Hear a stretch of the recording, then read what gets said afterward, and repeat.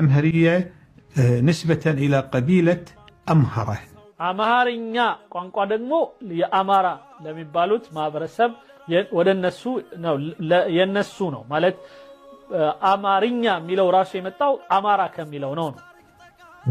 يقال أن هذه القبيلة عربية الأصل من حضرموت. እነዚህ አንዳንድ መዛግብቶች አማራ የሚባሉት ምሁር ከሚባለው ከየመን የሐድረሞት የሚባለው የሐድረሞት ማለት የነሸኽ አልዓሙዲ አገር ማለት ነው። ከዛ አካባቢ ጋር የሚገናኝ ነው ይላሉ። እንግዲህ አማራዎች አፉ በሉን።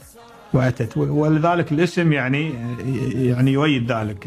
ስሙም ያንን ነው የሚያሳየው። أمهرة كأنهم مهارة. እዛ ጋ መሃራ ይሉታል፣ እዚህ ጋ አምሃራ ومهارة كأنه يعني هذا حسب اللي أنا قرأته والله أعلم. يعني بانببكت نو الله نو مياكو أعلم يعني ما أدري صحيح ولا مو صحيح بس لك يون عيون عليك.